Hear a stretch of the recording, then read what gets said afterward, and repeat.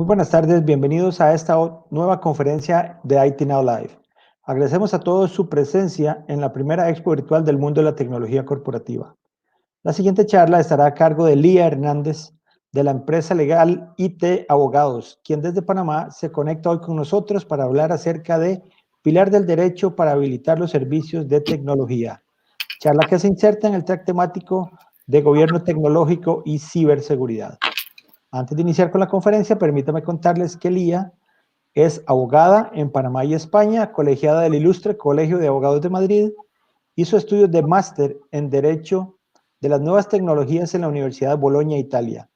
En el año 2008 obtuvo una beca en el AECID para cursar máster en Derecho de las Telecomunicaciones en la Universidad Carlos III de Madrid, España, donde además fue profesora. Socia de Legality Abogados, primera boutique legal especializada en digital en Panamá. Lía, muy buenas tardes, bienvenida y muchas gracias por compartir con nosotros este tiempo para la audiencia de IT Now Live. Sin más preámbulo, si gusta, la dejo con la audiencia para que pueda usted empezar con la charla. Muy buenas tardes y me confirman que tengo la pantalla en modo total. Bueno, muy buenas tardes a todos. Mi nombre es Lía Hernández, como ya lo señaló Efraín. Les saludo desde Ciudad de Panamá y en la tarde de hoy les voy a conversar acerca del derecho como un pilar para habilitar los servicios de tecnología.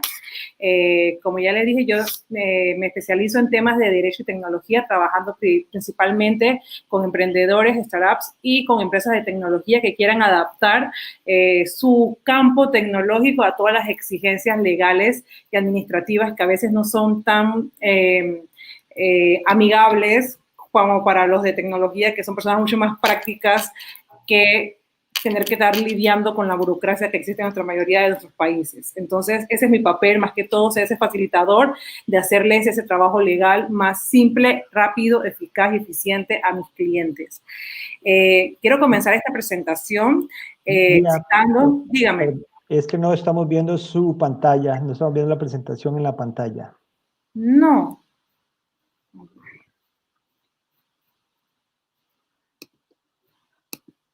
¿Y ahora? Sí, la estamos viendo. Permítame nada más confirmar que lo tenemos en modo presentación.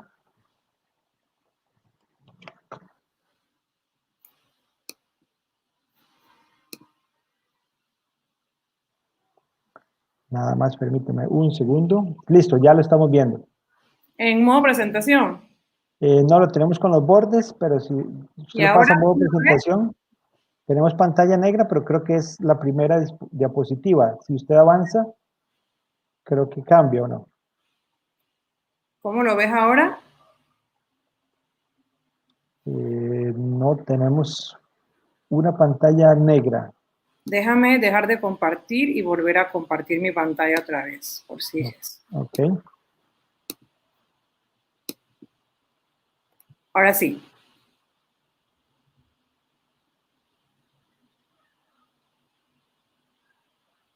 Ahora sí, la tenemos perfectamente. Perfecto. Adelante, Entonces, perdón por la interrupción. no se preocupe, muchas gracias, Efraín. Y como les señalaba, quería comenzar esta presentación citando esta cita que me gusta mucho y la cual me siento como un poco identificada, porque señala que no solo confiamos en la tecnología, sino que también confiamos en la persona. Y creo que al momento de implementar la tecnología, una de las pocas personas en las cuales las empresas suelen confiar es en el profesional del sector legal, por no decirle abogado, porque la palabra abogado puede englobar otro tipo de especialización. Llamémosle profesionales del sector legal, y aquellos profesionales como mi persona nos dedicamos a ayudar a buscar soluciones legales en el mundo tecnológico a nuestros clientes. Y muchas veces vemos la inversión en ciertos trámites, gestiones o permisologías como un gasto.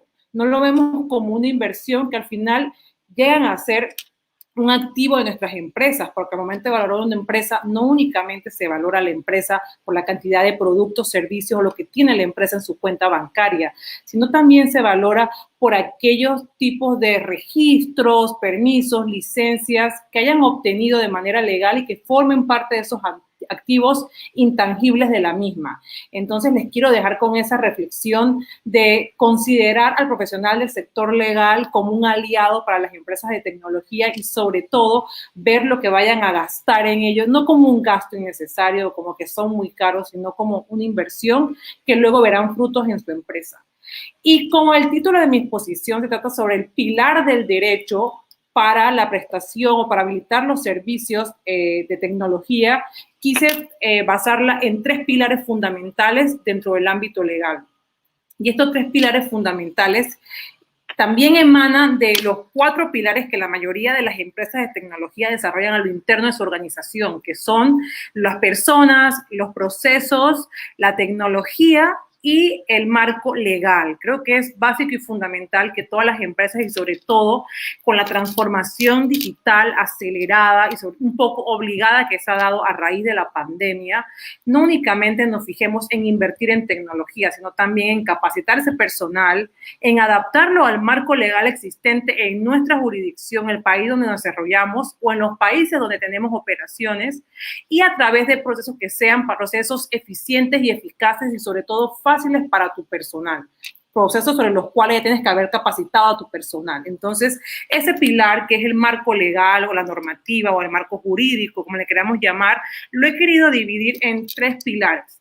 El pilar de la estructura legal de tu empresa, el pilar de la propiedad intelectual e industrial de tu empresa y el pilar de la protección de datos y la ciberseguridad, que les creo que para las personas de tecnología suena mucho más familiar y está mucho más alineado a lo que deben implementar dentro del pilar de tecnología.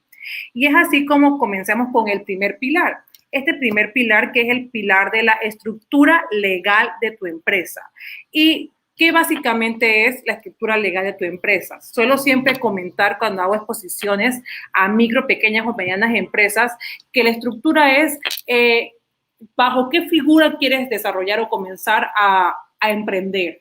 Y muchos escogen la figura de persona natural o física, es decir, a nombre o a título propio, o algunos, como cuentan con socios, desean hacer otra vez una sociedad, dependiendo de en cada país de la región centroamericana y el Caribe, qué tipo de sociedad sea mucho más común de incorporarse o de inscribirse. En el caso de Panamá, el tipo de sociedad más común es sociedad anónima. Entonces, supongamos que estamos hablando con personas que ya tienen una empresa de tecnología, pero que dentro de su empresa de tecnología no tienen al día la estructura legal de su empresa, es decir, no tienen establecido quién es el representante legal de la misma, quiénes tienen poderes para actuar de X o Y manera en la sociedad, quienes tienen poderes para poder representarte ante terceros, proveedores, clientes, ante el personal en otros países. Y todo esto va muy de la mano de lo que es tener una debida diligencia. Esta debida diligencia que en muchos países se habla y que sobre todo entre las entidades bancarias o de crédito se les solicita a las empresas, también debe estar adentro de la empresa, cumplir con esa serie de normas, con esa serie de parámetros o con esa serie de requerimientos legales que te solicita la ley, para la redundancia, para poder seguir operando. Y aunado a esa diligencia debida, también está el tema del cumplimiento normativo. Dependiendo de la naturaleza que tenga una empresa de tecnología, llámese una empresa de tecnología que preste servicios en la nube, una empresa de tecnología que presente servicios de facturación electrónica, una empresa de tecnología que desarrolle tecnología para promover o reducir los riesgos medioambientales. Dependiendo de cada especialidad dentro del sector tecnológico, las empresas deben cumplir con normativas locales en los países y que también es súper importante. No es únicamente crear la empresa, ponerla a andar, abrir la cuenta bancaria y seguir adelante, sino cumplir normativamente con la especificación de acorde a la especialidad de tu negocio. En cuanto al tema de los contratos, que también no pase desapercibido el hecho de que tenemos un modelo de contrato y con ese modelo de contrato hacemos magia, lo implementamos o lo aplicamos para cualquier actividad que queramos realizar.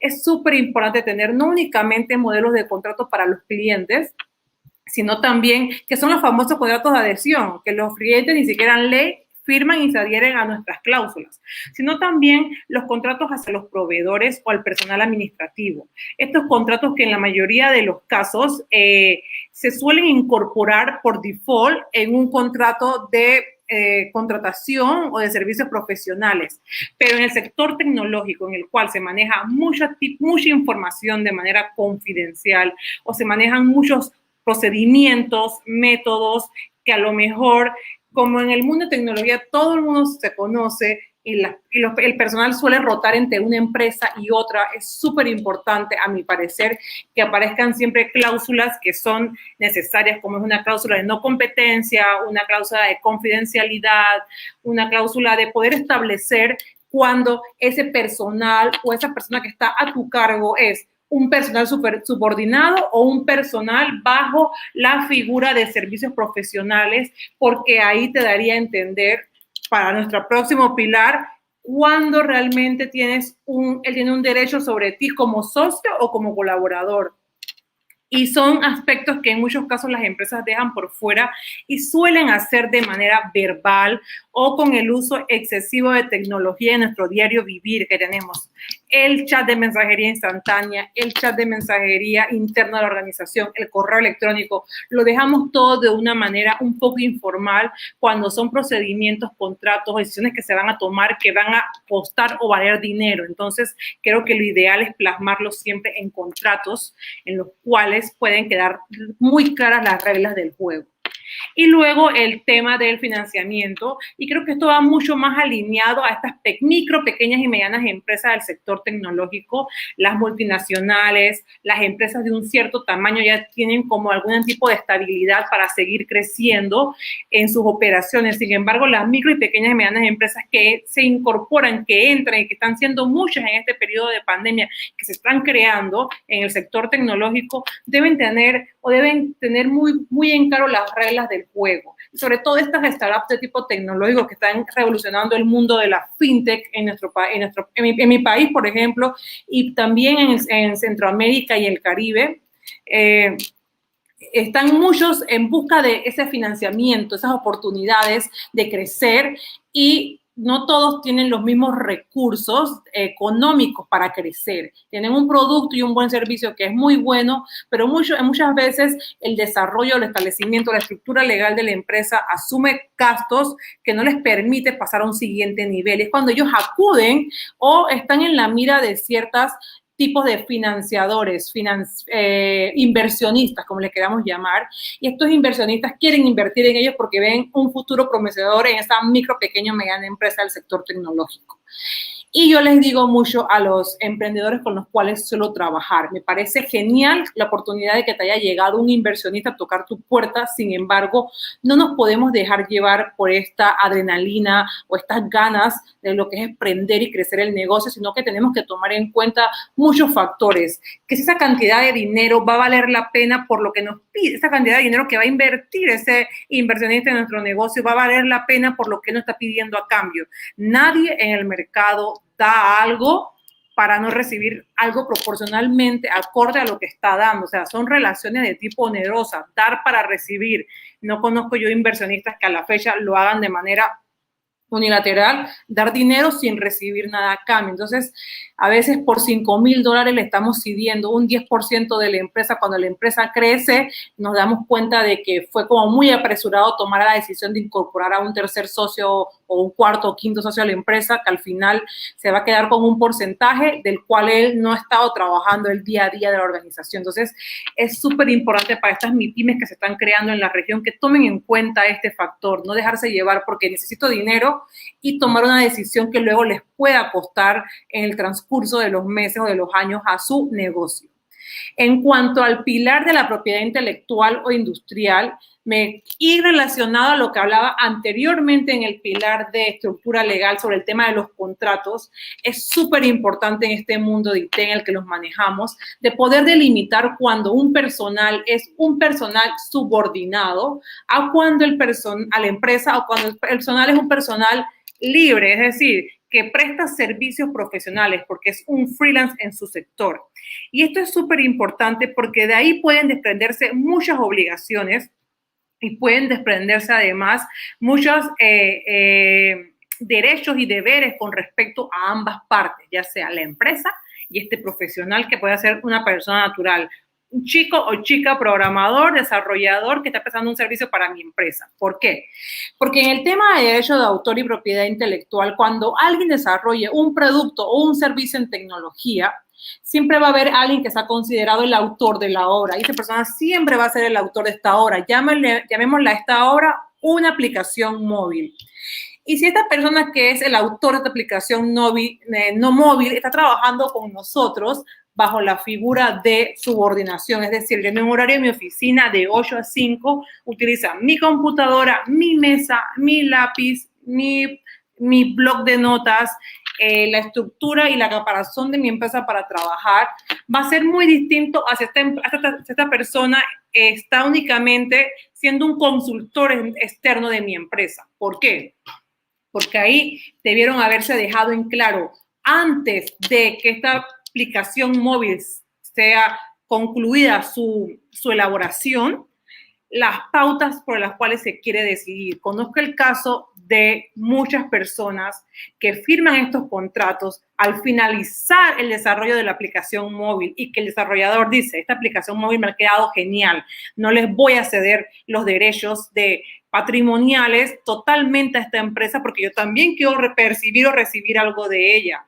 Cuando la empresa dice, pero yo te he pagado a ti para que tú la desarrolles y la hemos hecho en base a las especificaciones que yo te he suministrado y las indicaciones que yo te he dado para que tú llegues a este producto final que es esta aplicación móvil. Entonces, estas cosas son cosas que causan controversia en el medio, en la mitad de esta relación profesional entre el empleador, entre la empresa, y entre el profesional del sector IT. ¿Por qué? Porque si hubieran firmado un contrato en el cual se dejaba claro de que él desarrollaría X o Y producto y que una vez que este producto lo terminara, todos los derechos patrimoniales, entiéndase por derecho patrimonial el derecho que tendría la empresa o el autor de la obra de poder venderlo, reproducirlo, comercializarlo y demás.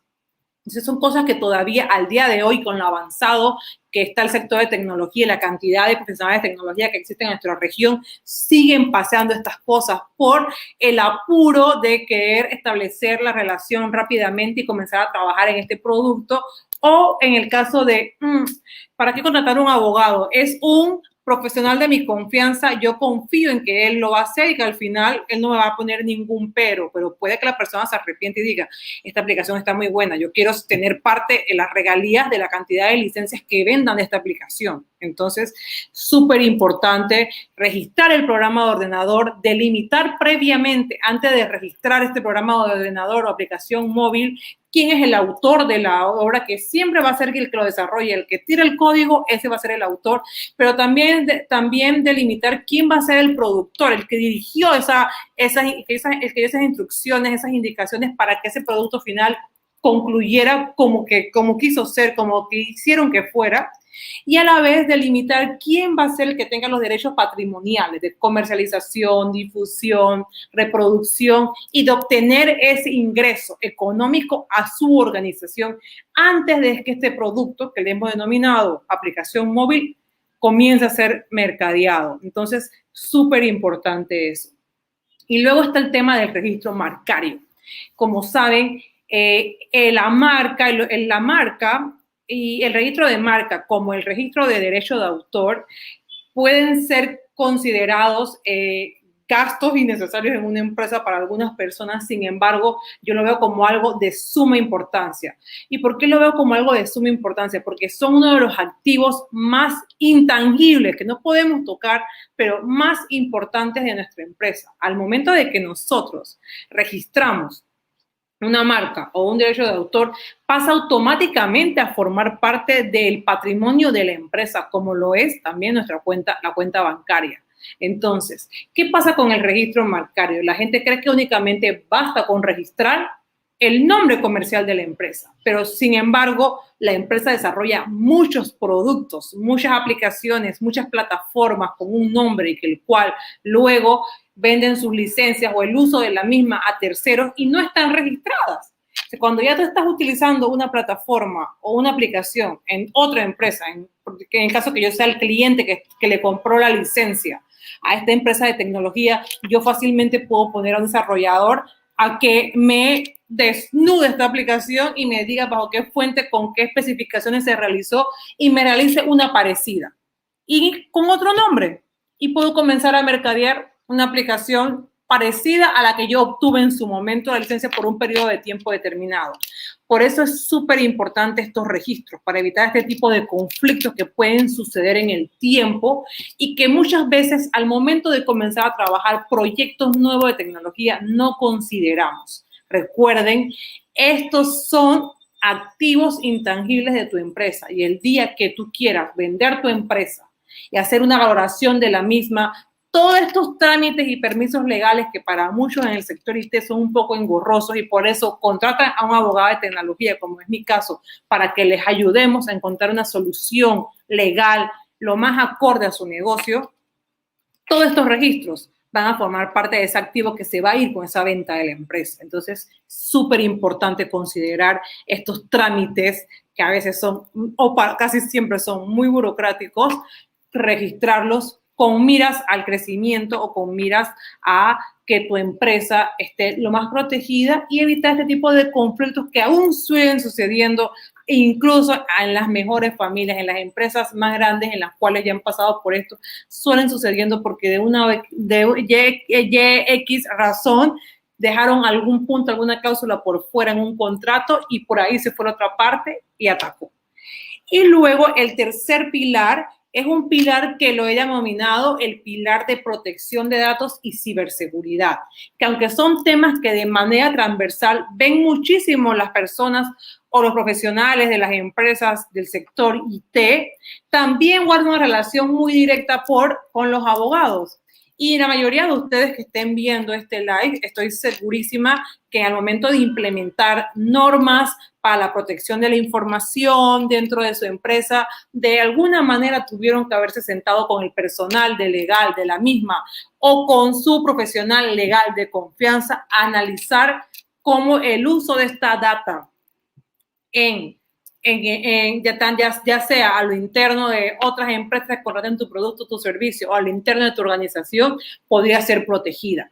Por eso les quiero comenzar este pilar señalándole o mostrándole este mapa, que es una especie de infografía que describe cuál es la situación de la protección de datos actualmente en Centroamérica. Nos faltó esta fue una infografía que realizó la Organización de Derechos Digitales y Panetec para Centroamérica y detalla el estado de la protección de datos en cada uno de los países de Centroamérica.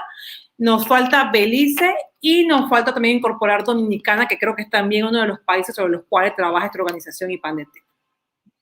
Señalando que en Guatemala, El Salvador, Honduras, no existe actualmente una ley de protección de datos personales. Y en El Salvador, que fue la última en presentar un proyecto de ley, está en discusión y después de la pandemia se ha retomado la semana pasada la discusión de la misma en el Congreso salvadoreño. Sin embargo, Nicaragua fue el primer país de la región en promulgar o sancionar una ley de protección de datos en el año 2011, en marzo, y posteriormente en el mes de julio, Costa Rica. Sin embargo, Nicaragua no aplica esta ley, no se ha creado una autoridad competente para el tema de la protección de datos personales y no se ha visto un avance en la materia en el país sobre esto. En Costa Rica, a diferencia de Nicaragua, una vez que fue aprobada y sancionada, la ley fue tanto reglamentada como a la vez se creó una autoridad competente para la protección de los datos de los habitantes en Costa Rica. Y en Panamá, el año pasado, 2019, se sancionó. Es decir, el presidente de la República de Panamá firmó la ley, la hizo ley de la República y dejó una vacatio legis. Traducido a palabras no legales, vacatio legis es el tiempo para que la ley entrara en aplicación. Y el tiempo fue de 2 años para que las empresas se prepararan en el país para esta ley. Y comenzará a aplicarse el 1 de abril, acorde a lo que señala la autoridad competente en la materia, que no es una autoridad que se va a crear de cero, sino que es una autoridad que ya existe y se le van a dar las competencias en materia de protección de datos personales. Quise comenzar con esta infografía, este tercer pilar de privacidad y protección de datos, porque estoy segura que todos ustedes en algún momento tuvieron que haber hecho una especie de evaluación sobre cómo es la situación en la región centroamericana y el Caribe. Y porque en la primera exposición que hubo hoy, que por cierto, un querido amigo de Guatemala, José Leonet, hablaba sobre la carencia de leyes en la materia en los cuales se podrían apoyar los profesionales de la ciberseguridad en caso de algún incidente informático dentro de su organización. Entonces les quise mostrar este panorama en temas de protección de datos, para así comenzar a desglosar lo que está pasando actualmente en nuestra región centroamericana. Por ejemplo, se ha incrementado muchísimo las ventas en el comercio electrónico. Aproximadamente, me señalaba un cliente, se han cuadriplicado las ventas en una plataforma que de aquí en Panamá, en la zona libre, vendía para otras partes del mundo. Solo en la cuarentena. Y esta tienda estaba exclusivamente dedicada a ropa de mujer, imagínense. Si hubiera sido una tienda dedicada a ropa de toda la familia, creo que hubiera a lo mejor sido mayor el incremento de las ventas.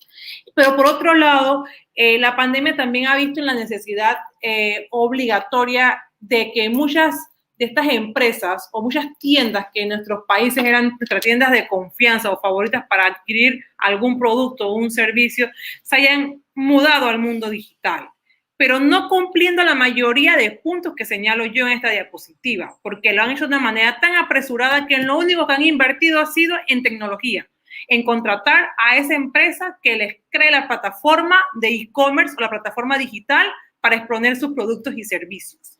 Cuando todavía quedan sueltos temas como el tema de la firma digital, ¿qué pasaría con una firma digital en la cual marque la trazabilidad de quién está realizando la transacción en línea? Pudiéramos hacer este tipo de adquisiciones a nivel del comercio electrónico y adquirir productos y servicios. En eso consiste esta economía digital. Esta economía digital que transcurre en el Internet, en nuestro mundo digital, y que en algunos países como Panamá ya se está hablando sobre la posibilidad de tasar sobre la economía digital, tasar sobre esas ventas que se hacen en línea para Panamá y para fuera de Panamá. Luego está el tema de la protección de datos y la privacidad, súper importante, porque todas esas personas que compran en línea, y continúo con el caso o con el ejemplo del e-commerce, que ha sido la actividad o este sector de la economía que más se ha visto en auge y en despegue durante la pandemia por obvias razones. Metemos muchos datos de carácter personal en estas plataformas. Datos que yo creo que en muchos de los casos es innecesario que nos pidan, como por ejemplo, si yo compro una plataforma de El Salvador, ¿por qué me van a pedir mi documento de identidad panameño cuando saben que si pongo la dirección es que yo no vivo en El Salvador, yo vivo en Panamá, por lo tanto, no tendría por qué pedirme un documento de identidad que en el país no tiene ningún tipo de validez? Y con el documento de identidad, llámese cédula, pasaporte o número de seguridad social, es un documento, el dato personal que más identifica a un individuo. Otro tipo de datos personales que metemos en estas plataformas digitales son los datos bancarios. ¿Bajo qué estrictas medidas de seguridad estas plataformas están tratando, almacenando y transfiriendo los datos?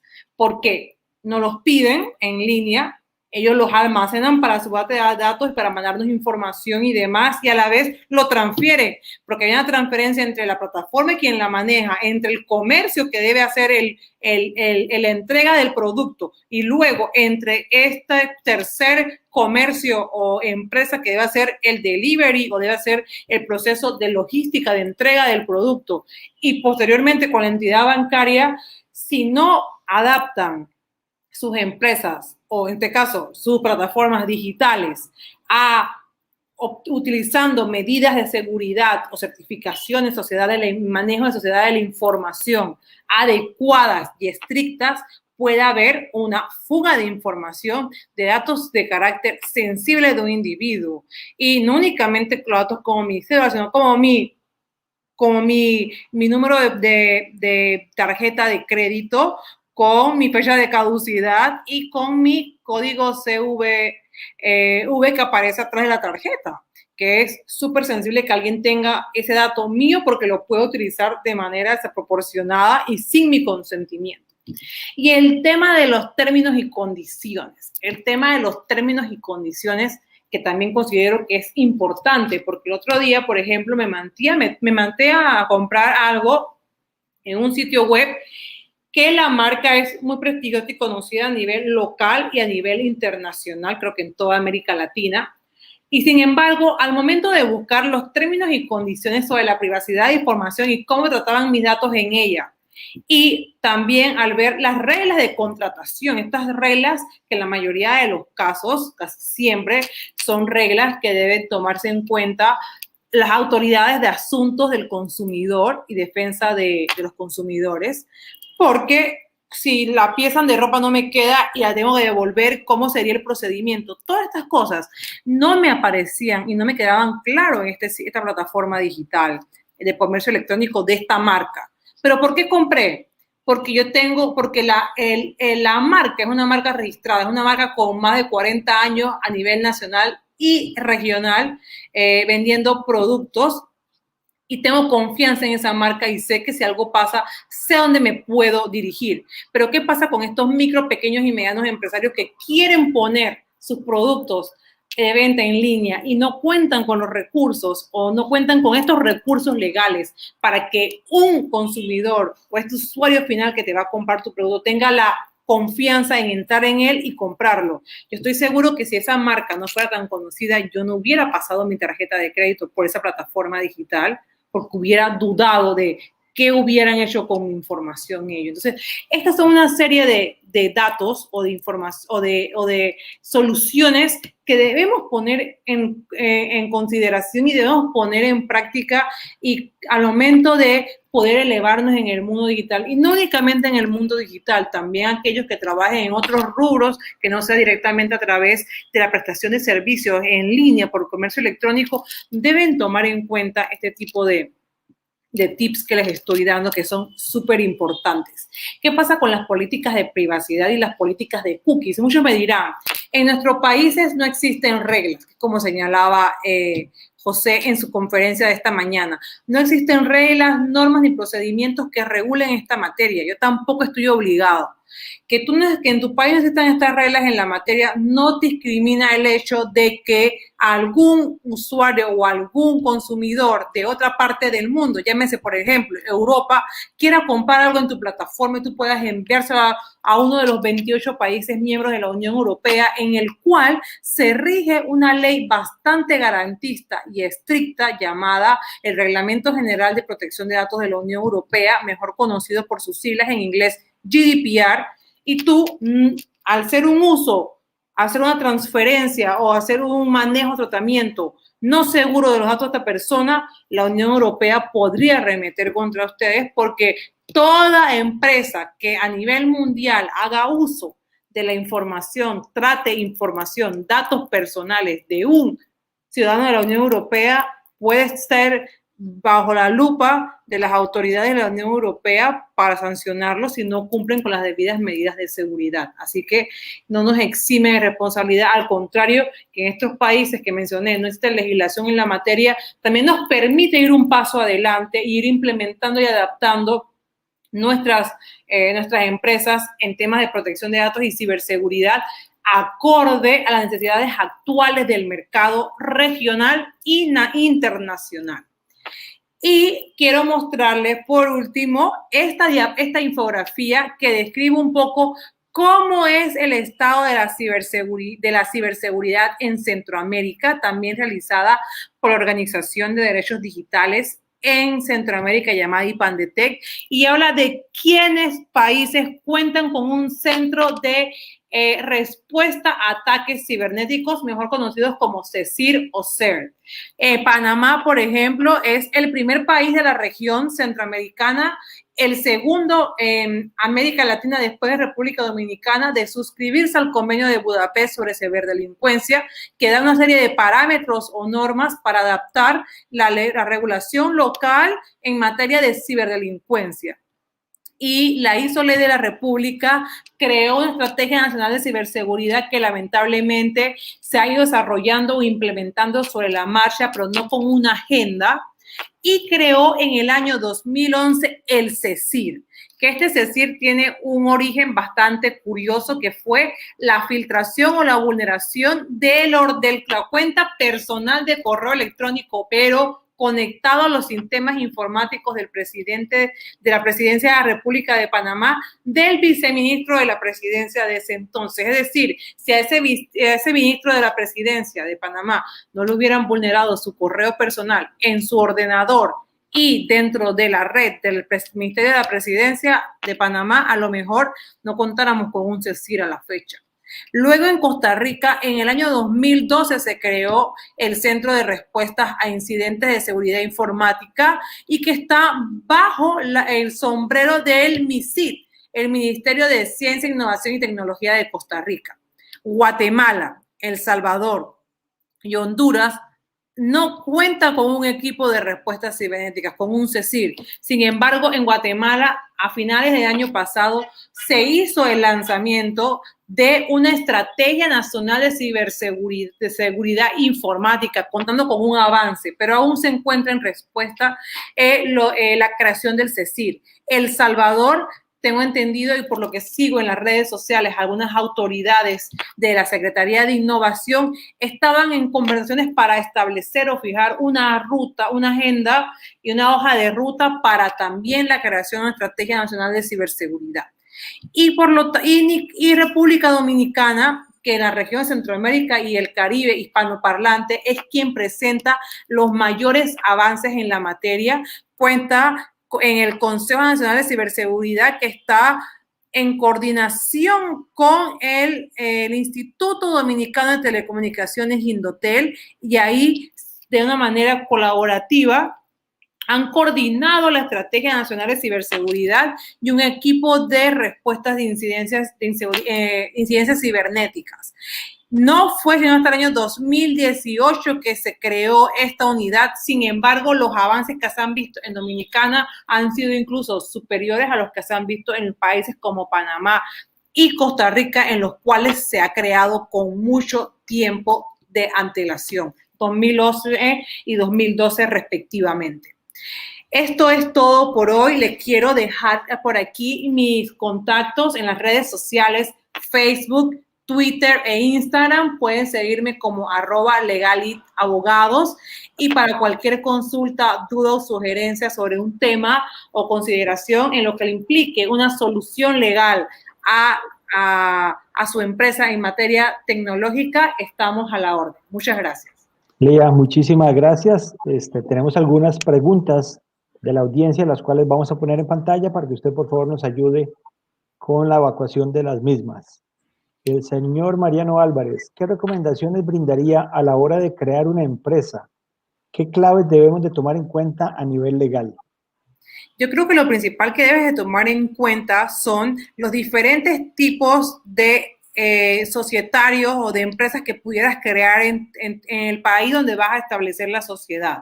Por ejemplo, en Panamá las más comunes son las sociedades anónimas. Sin embargo, ha sido aprobada en tercer debate por la Asamblea Nacional, el órgano legislativo, un proyecto de ley en el cual se crea una figura jurídica mucho más amigable y accesible a emprendedores iniciales, que son sociedades de micro responsabilidad limitada para emprendedores. Y esta es como su creación es directamente digital, a través de una plataforma en línea y con un capital inicial mucho menos ambicioso que una sociedad anónima en Panamá. Entonces, creo que lo principal es analizar las diferentes posibilidades que tienes y no tirarte al agua a crear una sociedad que a lo mejor con el tiempo las tasas que debes pagar para su mantenimiento y demás te acarreen muchos gastos para tu empresa. Entonces, creo que es lo principal, lo que tienes que tomar en cuenta. Perfecto, muchísimas gracias. Vamos a poner la siguiente pregunta. Viene del señor Luis Fernández. ¿Qué cuidados legales debemos de tomar en consideración si una empresa maneja datos sensibles de personas? Esta pregunta es súper interesante y en estos tiempos de COVID también se están manejando muchos datos sensibles y sobre todo datos sensibles porque uno, están los niños haciendo teleeducación y la imagen de los niños es sensible porque son menores de edad y dos, los datos de los enfermos de COVID que muchas veces los datos de las personas enfermas ya puedes tener como un referente de que son personas que tienen alguna deficiencia renal en el sistema respiratorio y pueden ser utilizados para ser manipulados en otros sectores y pasárselos a los lobbies farmacéuticos a que les ofrezcan productos a estas personas. Entonces, en lo personal yo recomiendo, uno, establecer qué tipo de dato sensible es, ya que hay diferentes categorías de datos sensibles. Están los datos de tipo médico, los datos por religión, por inclinación sexual, inclinación política, si las personas pertenecen a un sindicato o un partido político, y también a lo interno de tu organización, para qué fines los utilizas, si es a nivel de recursos humanos, en marketing, en tecnología, delimitar esos puntos para luego ver qué medidas de seguridad debes implementar para cada tipo de datos. No todos los datos requieren el mismo cuidado. Todos tienen que tener cuidado, por supuesto, pero hay algunos datos sobre los cuales tenemos que tener mayor cuidado por su consideración de datos sensibles. Perfecto, muchísimas gracias. Vamos a nuestra siguiente pregunta, que ya nos va a aparecer en pantalla. Don Federico Campos, cuando se contrata personal por servicios profesionales, como empresa, ¿qué debo tener en cuenta en los contratos? ¿Cuáles son sus derechos y cuáles son los míos? Yo creo que te has contestado un poco la pregunta, Federico.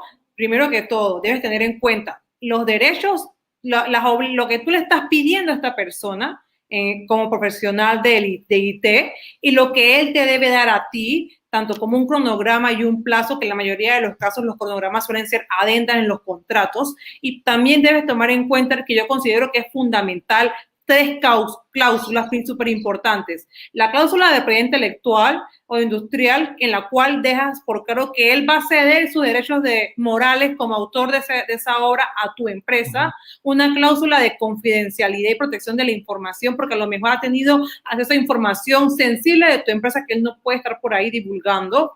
Y por último, una cláusula de competencia, que creo que es una típica cláusula que crean muchas empresas de tecnología, de que a 5 o a 10 años no puede realizar una aplicación, una plataforma o algún desarrollo en alguna empresa que se desarrolle en el mismo sector o rubro que el tuyo. Ok, perfecto, muchísimas gracias. Vamos a ver, tenemos otra pregunta.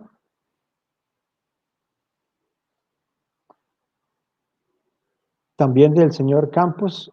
¿Se puede cambiar el contrato si ambas partes están de acuerdo durante el proceso de desarrollo, por ejemplo, de una aplicación? Por supuesto, pero eso tiene que haber estado, eso tiene que haber estado escrito en el contrato inicial. Y en el caso de que si no está escrito en el contrato inicial, siempre debe haber una cláusula sobre el tema de las modificaciones. Cuando hay acuerdo entre las partes, creo que todo es mucho más fácil a que cuando no lo dice el contrato y ese acuerdo entre las partes puede verse en conflicto, que esa segunda parte diga, no quiero cambiar nada, ni cambiar los plazos, ni los cronogramas de tiempos de entrega. Entonces, es súper importante que también se considere eso. Si tienes un acuerdo con esa parte, perfecto, genial, y adelante. Ok, perfecto. Muchísimas gracias. Me parece que tenemos otra pregunta. Esta del señor Carlos Sánchez. ¿Cuáles cuidados debo tener cuando solicito datos personales en mis aplicaciones digitales? Yo siempre le digo a las personas que independientemente que muchos no leemos los términos y condiciones en estas aplicaciones digitales, en estas plataformas digitales, eso no nos exime al hecho de, ay no, la sociedad panameña es muy perezosa, no va a leer los términos y condiciones, ¿para qué los voy a poner y para qué voy a invertir en un abogado que me los redacte? Entonces, yo les digo, tienen que ponerlo, porque en el caso de que haya un tipo de filtración o algún uso indebido de tu información, estos términos y condiciones te amparan frente a terceros de que tú anunciaste y dijiste a la persona de que debía de leerlos y el que dio clic se entiende de que esta persona hizo una lectura a conciencia de esos términos y condiciones. Entonces no se dejen llevar porque no lo van a leer o sí lo van a leer. Al final es un tema para pararte a ti como empresa y como organización. Perfecto. Lía, muchísimas gracias por el tiempo compartido con nosotros y por supuesto por todos los conocimientos. La ciberseguridad en estos tiempos de desarrollo de e-commerce definitivamente es algo muy importante y tenemos todos que tener la conciencia de que si queremos estar seguros, tenemos también que adaptarnos a esta nueva normalidad, también en el campo de la ciberseguridad. Muchísimas gracias de verdad por todo. A nuestra audiencia les recordamos que tenemos los pabellones con diferentes stands de todas las empresas patrocinadoras, nuestras ruedas de negocios uno a uno y también 2 charlas de conferencias en simultáneo, las cuales si no puede ver en su momento, quedan disponibles las 24 horas del día mientras esté la feria. Muchísimas gracias a todos. Lía, nuevamente, un Hasta placer. luego, Muchísimas gracias. gracias. Buenas tardes. Chao.